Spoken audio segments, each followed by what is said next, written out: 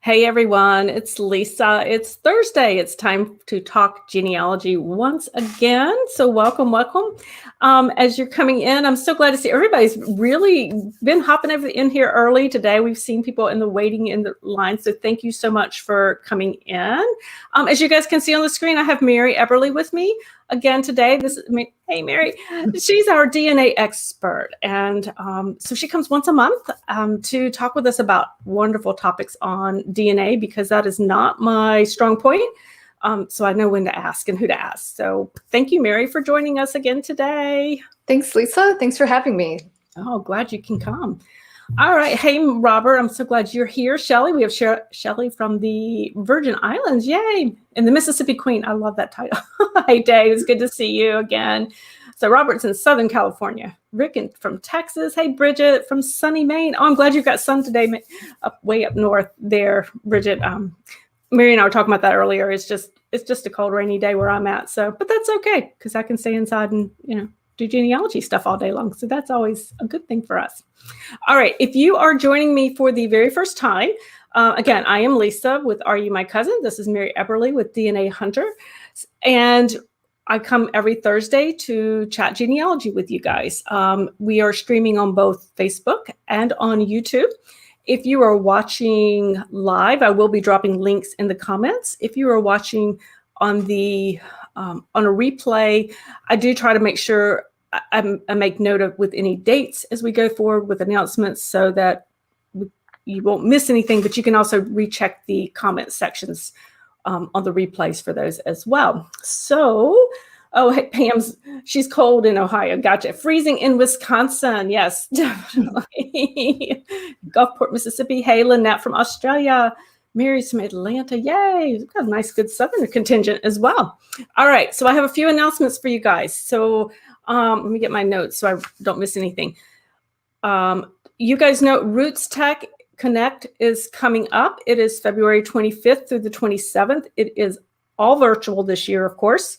It is completely free, so you have no excuse not to go show up.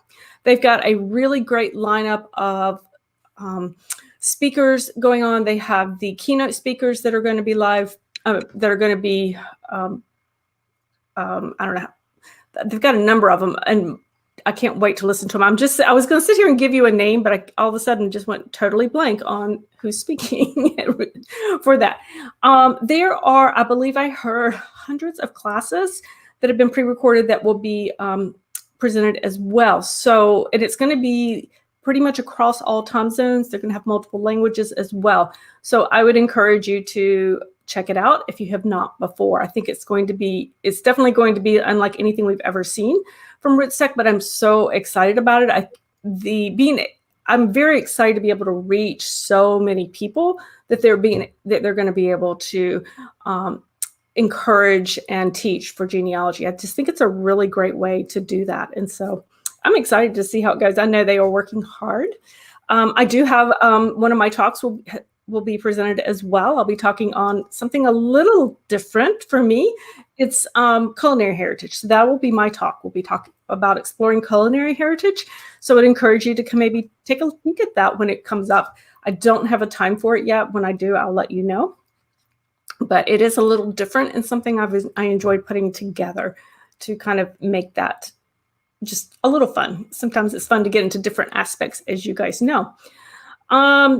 Also watch, because coming up around Roots Tech, I will also be having a flash sale in my store. So just to kind of put that out there for you, just watch your emails for that, because that's where the announcements will come, will be in email and on the Facebook page. All right. Next week, I have Devin Noel Lee will be with me here on the Facebook/YouTube Live. We will be talking about writing family histories. Devin is an avid writer. She has such a heart to write family stories. And so she's going to come on and talk with us. And Devin and I always have a great time together when we're together. And mark your calendars. Big one here, guys. February 23rd at 11 a.m. because Eastern time. This is a little different. So February 23rd, 11 a.m. Eastern time, Jen Baldwin will be back for our final Find My Past, Are You My Cousin joint Facebook Live. And Jen is going to be sharing with us about using the Catholic records to span the ocean. So in our research, I am so excited. Find My Past has that Catholic heritage collection that is so exciting for many of us as US researchers. And so she's going to show us some other things about it. So you definitely want to join us for that. All right, I've been seeing names flying by over here, so I thought I'd chat. Mary, obviously, I had a lot of announcements today, I guess. So we have future treasures. We got Lexington, Massachusetts. Hey, Teresa from South Carolina, yay! Lynette from So Lynette is here from Australia. We saw her a little bit earlier. Hey, Bill from Long Island, and Rhonda in Texas, and Shirley in California, and Evelyn in Mississippi. We have Connecticut. Hey, Sherry, and Pommier from Canada. Wonderful. I love seeing where everybody's from. I just think that's so exciting with that. Okie doke. So Mary's here. Mary, I'm going to turn it over to you. I know you're going to be sharing with us about a really interesting tool when it comes to DNA called DNA Painter. So I'm going to let you talk about that, kind of tell us what it is. And guys, while she's doing that, I'm going to drop the link into the comments for you guys. Okay, well, thanks everyone for joining us. And today I'm talking about DNA Painter. It's a website, dnapainter.com, that a person from London set up to provide tools for analyzing DNA. And he does have collaborators. So he works with Blaine Bettinger and Leah Lepro Larkin and Andrew, I think it's Millar. He's another English person. And the website has several tools. The one that I use the most is the Shared Centimorgan Project tool. And that is an amazing tool where you can tell it how much DNA you're sharing with your match, and then it will tell you the possible relationships for that amount of shared DNA. And in addition, it will tell you the probability of each of those actually there's sets of relationships.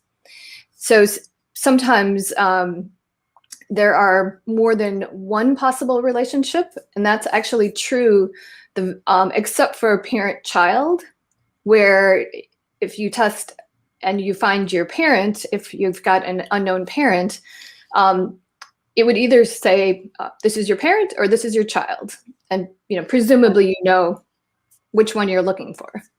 But in the case of even the next category, which is where you're sharing about 25% of your DNA, which corresponds to about 1,800 centimorgans, that could be your half-sibling, your aunt or uncle, your niece or nephew, and so on. So there are these, possible relationships, and it's important to know that if you're trying to figure out who this match is. Mm-hmm. So when it has those multiple possibilities for the relationship with that match, so at that next level, when you're looking at maybe a half sibling or another relationship, did I understand that it tells you the probability that it's a half sister as opposed to what did you say, an aunt or something like that? So it'll tell you the probabilities to kind of help you tailor your research plan kind of in the next phase. Well, when they're giving you the probabilities, so they're in rows, and the aunt, uncle, the ones I've mentioned, which also include grandparent, grandchild, and half sibling, those are all in one row, and they will have the same probability. Okay. So let's say you share 1,790 centimorgans with someone. It probably says there's a 100% chance of this set of relationships. Okay, so you know the set of relationships. It doesn't necessarily point you in the right direction or in the direction of the actual. That's within that set, right? Okay. But if you've got a relationship with an aunt or uncle at, let's say, it's kind of low, like 1,350, it'll probably say, there's a 60% chance that this is all those relationships I just recited. Mhm. Then there's a 40% chance that it's maybe a first cousin would share that much DNA.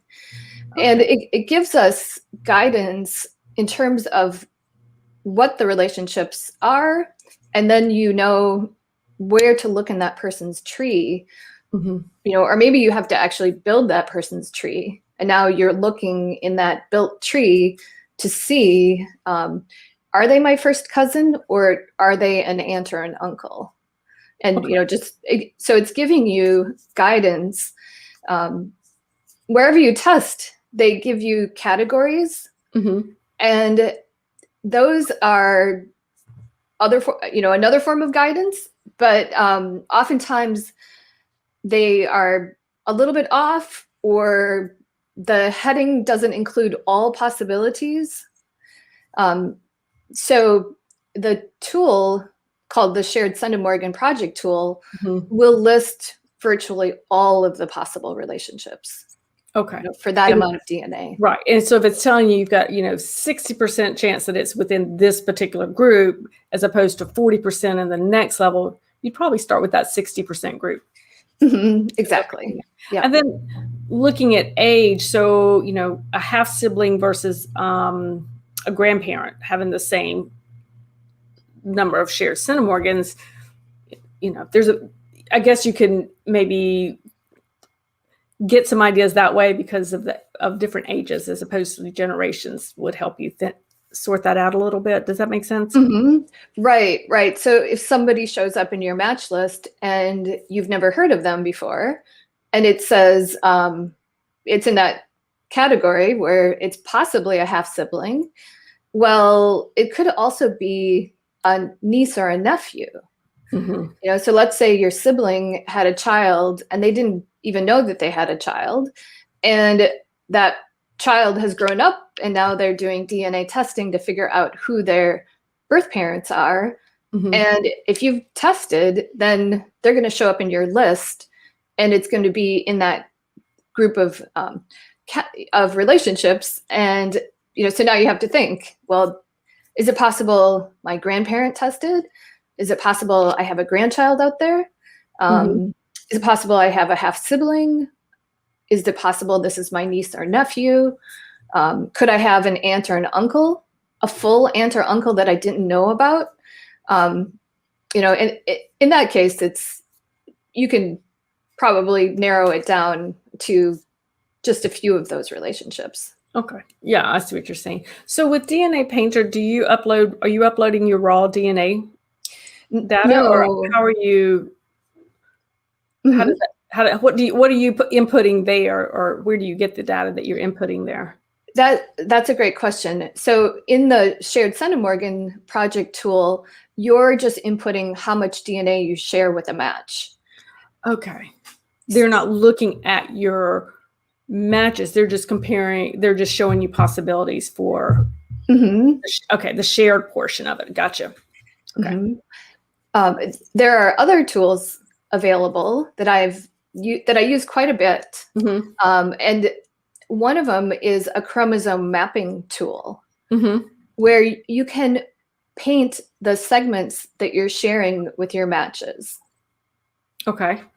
So when you open up your project there under the chromosome mapping, it will ask you your name and it will ask you your gender.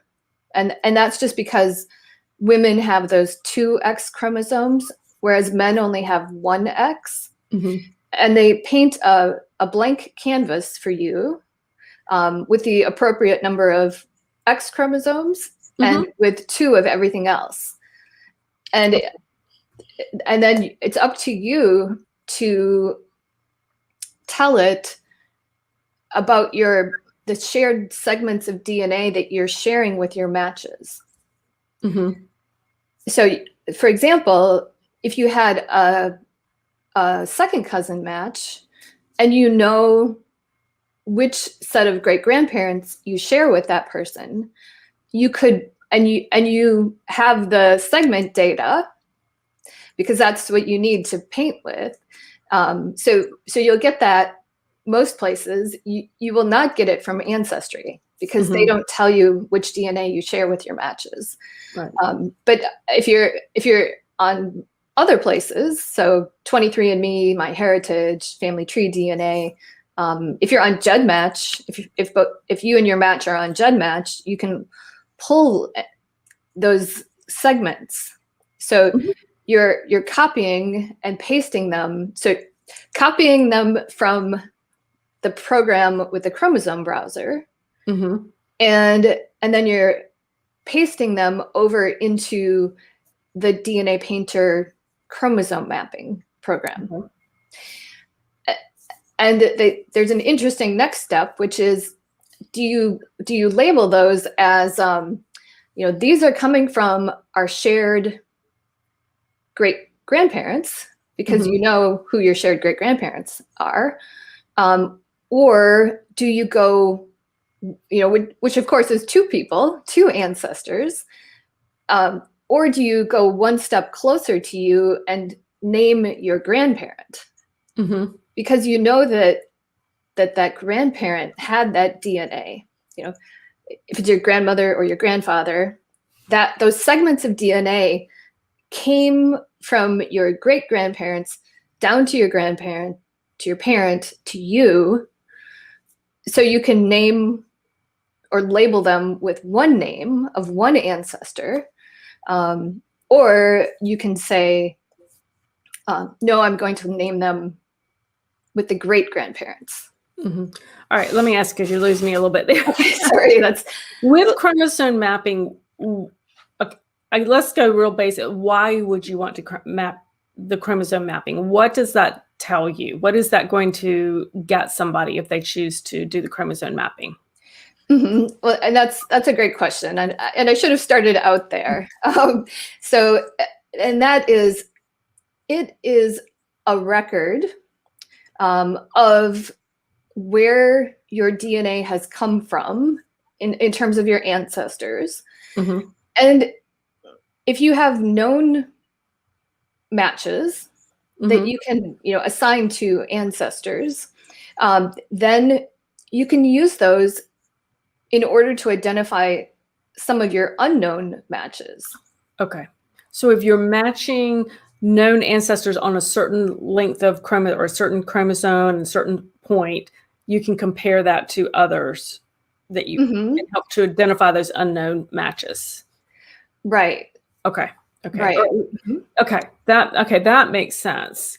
And now I know that DNA Painter has a tool called What Are the Odds? Am I Mhm. do I remember that right? What is That's right. that? What is that one? Hmm. So that's another tool. And on that one, it's used to figure out how someone fits into a family of matches. Okay. So let's say you're an adoptee Mm-hmm. and you've got this set of matches, and you know how they're interrelated, Mm-hmm. and you reproduce the tree of those matches, and you're adding in the actual matches themselves Mm-hmm.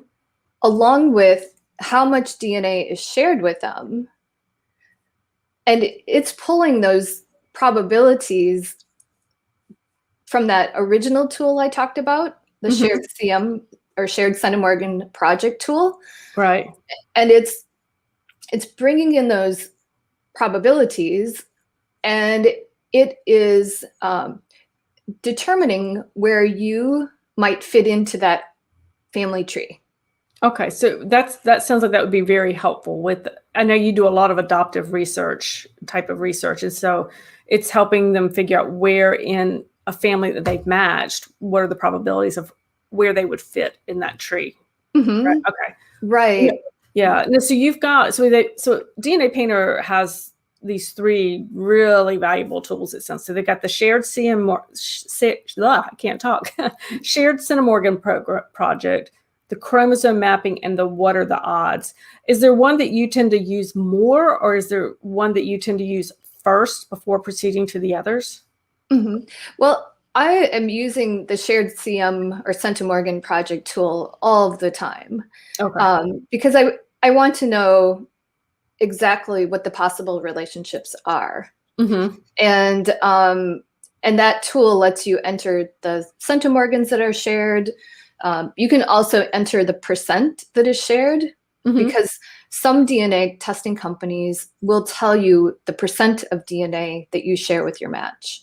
And some people just work in centimorgan, they just work in percents. I think we all have our favorite, and some people favor one and they go through a conversion, how to convert percent to centimorgans, or how to convert centimorgans to percents.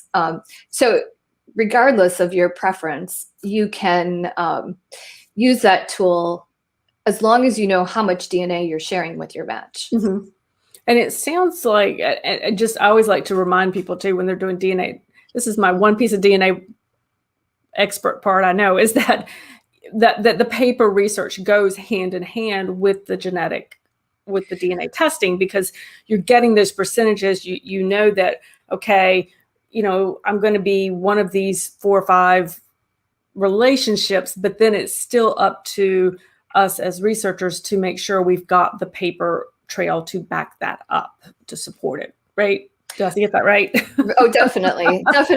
And that reminds me, I was talking about, having these known cousins, and then which ancestors you share with them. Well, there's a chance that you're sharing on different lines of DNA. Yes, I'm glad you brought that up. And that's where I know when I've tried to do it on my own, that's where I've gotten tripped up, because I was working with a research partner several years ago. This is, before DNA Painter was even around.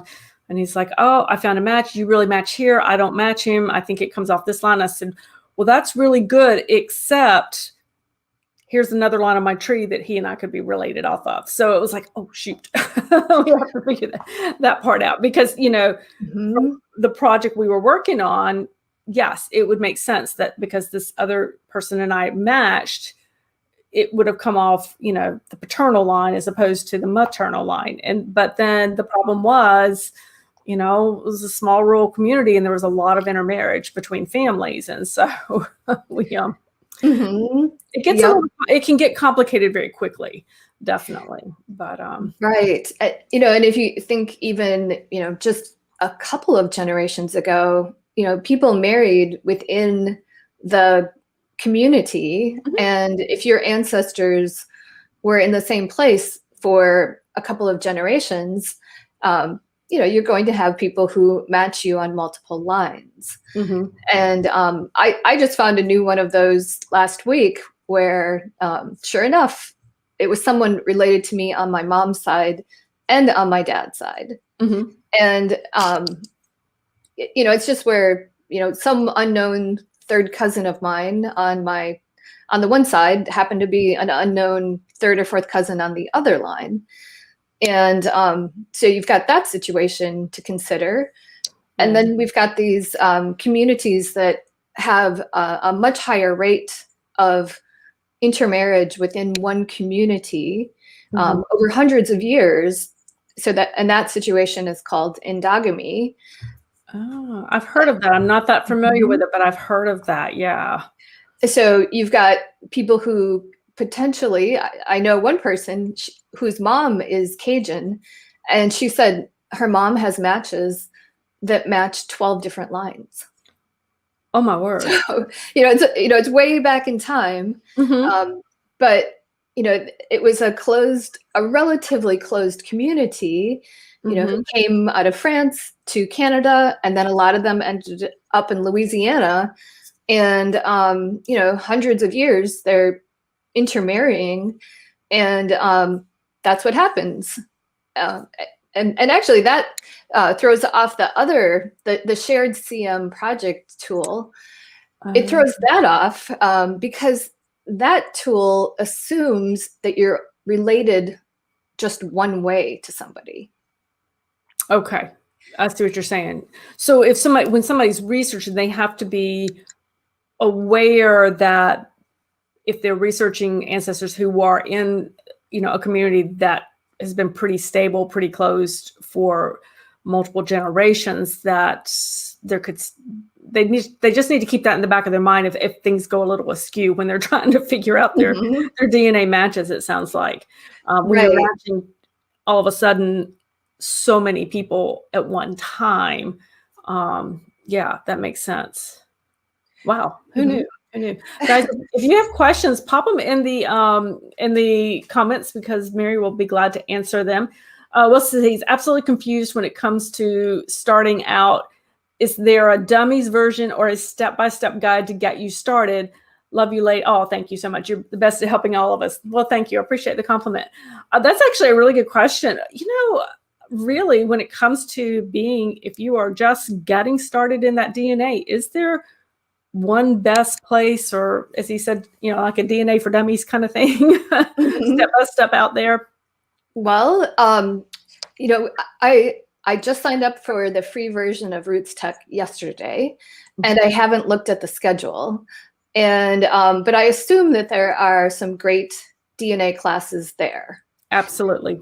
So that's one place. And this is an advanced topic. The shared CM project tool, I think I talk about it in introduction classes, because I think it's so important in determining who our matches are and how they're related to us. But the other two tools are definitely advanced tools. And this is probably a good segue to talk about the membership that I have. Sure. And that's called the DNA Hunter Society. And it includes a weekly expert class.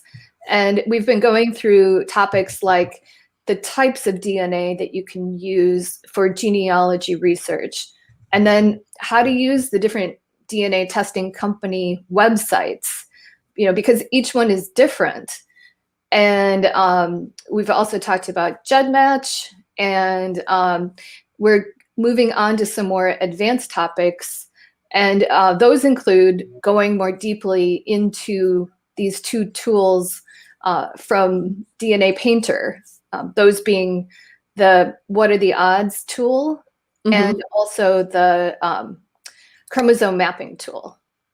Yeah. So guys, I put that link to her site, her membership site, in the comments for both of you guys. So that's there. Yeah. And the other thing would be, I know when I first started out, I would watch the videos, like the very beginner videos, like at Ancestry, I tested at Family Tree initially. So I would watch the videos on, what to do with your results.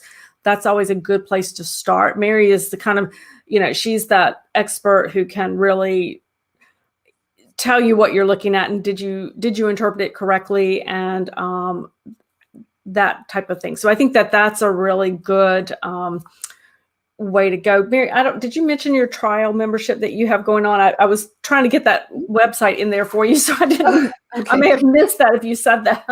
No, I didn't. Thank you. So we have a trial right now for this membership, and it is $7 for the first 7 days. So you'll be able to get a feel for it. And I also wanted to add that, so in terms of like looking for help in understanding DNA, there's a lot of stuff on YouTube that's free. The DNA Painter website has some great videos. So if you're like at that level and you want to dig in deeper to that tool, so there's the free stuff. And then also with the membership, twice a month, we do a Q&A session, and people can ask me anything. They can also, if they're working on a project, they can send me some information to look at, and then we go through it during the Q&A session, so that people, I can help them progress in their research. So there's free stuff, and then there's paid stuff out there. Yeah. Yes, definitely. And it's, the free stuff will get you a ways, but then what happens to me is I can get the basics, and then I get to that point where I'm like, I need this question answered. And that's when I need somebody like Mary or, to help me out kind of. So yeah, that would be what I'd recommend. So yeah. Yeah. And I would also add, with the what are the odds tool, I've used that where there's a brick wall in somebody's family tree, of course, and there's a family of matches where I know these matches are likely relevant to breaking down the brick wall, and then I can create their tree in that tool, and then I insert it's interesting. The original version 1, you had to insert the places within the tree that you thought you might fit. So you are the hypotheses, plural of hypothesis. So you had to put yourself in the other people's tree to say, like, am I here? Am I here? Am I here? Remember, we put in how much DNA we're sharing with that family. And now there's actually version 2 of that tool where you can press a button. Like, once you've created the tree and you've told it, here are my matches, here's how much DNA I share, there's a magic button you press and it will generate the possible hypotheses. Oh, a magic button. We all need a magic button. So at first I shied away from it because it was like, bam, bam, bam, bam, bam. You're like, wait, there are way too many hypotheses here. But, once I went back to it and I could see, like, well, it's not possible that my mother was born to somebody born in 1835. So I can clip off, I do a lot of trimming now. So now I have come to peace with that tool, with version 2 of that tool, because I can, I don't have to sit and think like, oh, did I forget something?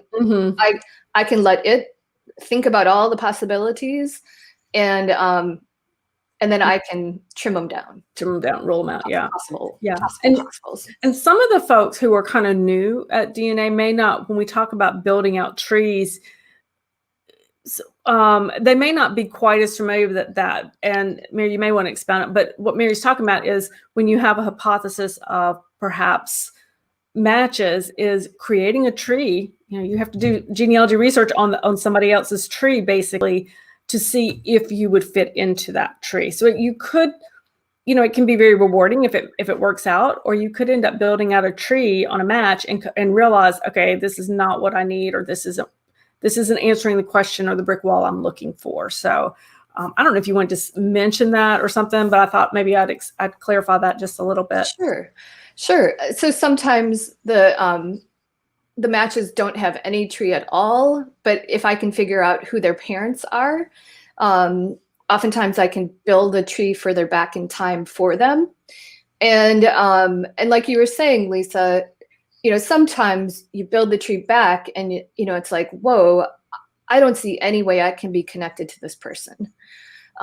Whereas other times, the majority of the time, I can see where, like in the case of having a brick wall and you've got some matches that could solve that.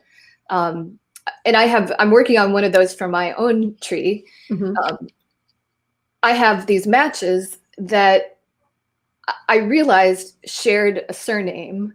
And when I was able to build the tree back, now I've got this kind of giant tree that, so if the tree looks like this with the common ancestor up here, and then here are all the matches to it, like I was able to synthesize a tree to connect all these people together.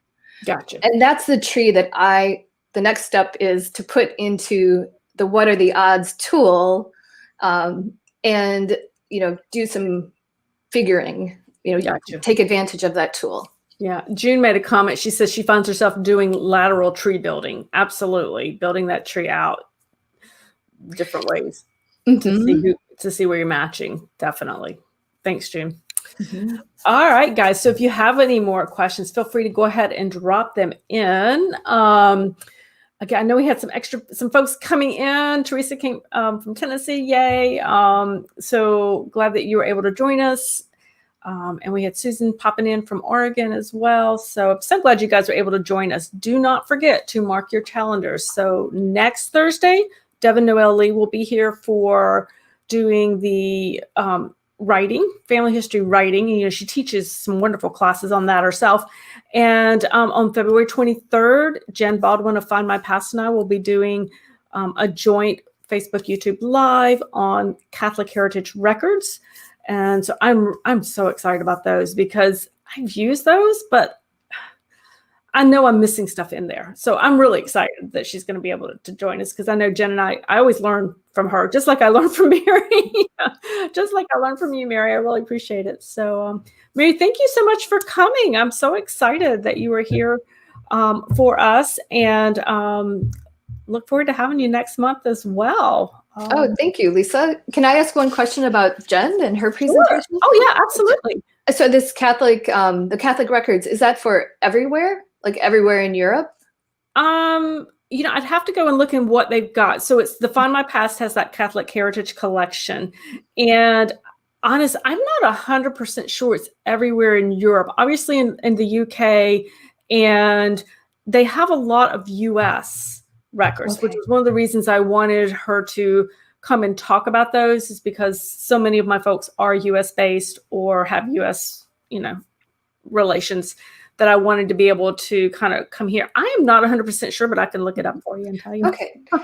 Yeah, she's a great speaker. I mean, I've learned a lot from her. She's wonderful. Yes. So, and if you guys have missed any of hers, they are on the web. They are on the at lisalisten.com. You can find the show notes for the two that we've already done together. So, yeah, would love to have you do that.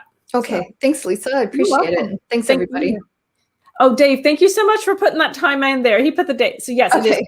Jen and I are doing the Catholic Records on February 23rd, 11 a.m. Eastern Standard Time. So I'll let you guys do your time differences. And yes, perfect. Thank you so much. Oh, and thanks, Danny. All right, guys, have a great day, and we'll see you next week.